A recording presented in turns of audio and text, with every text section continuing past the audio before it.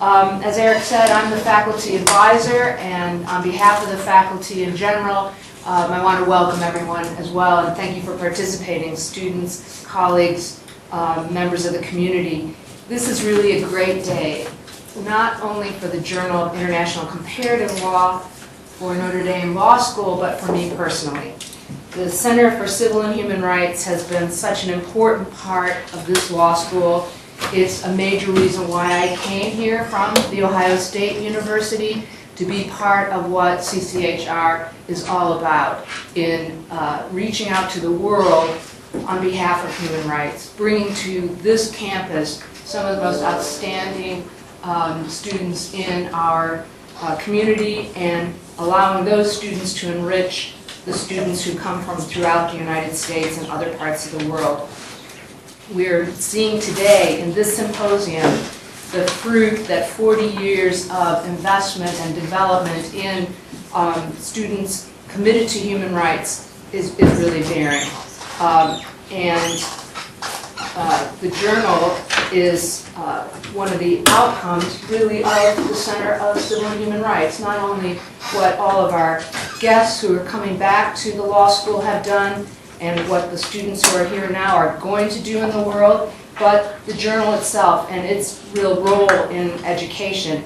Donald Cummers, who was for a while the director of the Center for Civil and Human Rights, was the person who actually encouraged students and found some funding for them to create the Notre Dame International Comparative Law Journal. It only came out in 2 issues, and then the money ran out. So years later, students came to me and said, we'd really like to have a journal. We didn't have very many journals, we had nothing in international, and really the Center for Civil and Human Rights was the main activity for international at Notre Dame for many years, and it was only when Dinah Shelton came, my predecessor, that we began to expand into true public international law as a greater context for what the center was doing. And then, of course, after I came, Roger Alford came, and now I think we're creating that much greater presence throughout the world of international law, beyond human rights, to international environmental law, to international law against the use of force, to international economic law.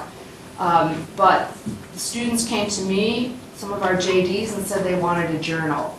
They had done the research, they saw that we had had one before, and I said, well, if you can put on a successful symposium, maybe then we can have a journal. I want to see if students can do the teamwork and produce a journal. It's probably going to have to be online because we need to get around that money problem. The deans were, even, the last 10 years, also stingy with the pennies for certain activities. So we wanted to make sure it was viable economically. And the students tried to put on an excellent symposium on international economic law that was of a comparative nature, looking at Islamic principles of economy, comparing them with capitalist principles of economy, and thinking of a way forward for international economic law. They had no money, things were looking dire, and they turned to Sean O'Brien. And the Center for Civil and Human Rights came up with funding. But even more, Sean joined us on that day. It was a very lonely day in a very big room, but it was an excellent start. And from there, we went on to, that was 8 years ago. For the last 7 years, we've had a real journal. And today's symposium will be the most professional and exciting of all the symposium issues that we've had since then. And that is part of the reason I'm so excited to have you here. So I'm going to say a little bit more about the day in general together, and then I'll ask Sean to introduce Roger Alford in our first paper for the day. We have focused on, and the discussion led again by Sean O'Brien, is about how we can really focus on and showcase what South Africa has accomplished in 20 years. Moving from a situation of true oppression in a context of economic challenge to where South Africa is today.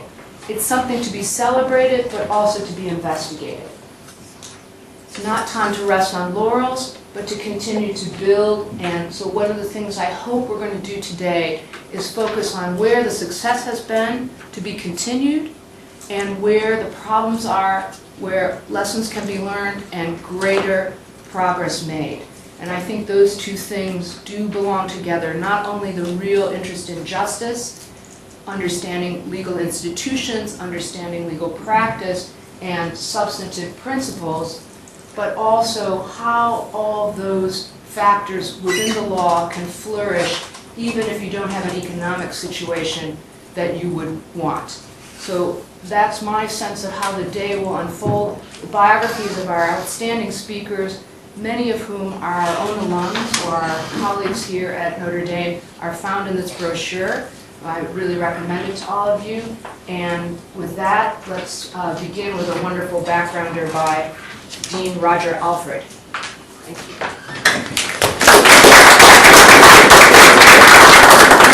Well, thank you all for being here. I have the best job in the law school, and it's to serve as a connector between our alumni of the LLM and JSD programs in human rights, over 360 alumni in more than 90 countries, connecting them to our current students and our current LLM students, our current JSD students, and helping to put on events like this in the law school.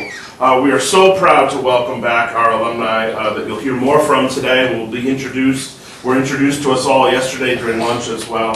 So proud that they're here and to learn about their engagement in public life and in private life in South Africa. Just a legacy of decades of engagement in the issues of justice and equality facing their country and all countries.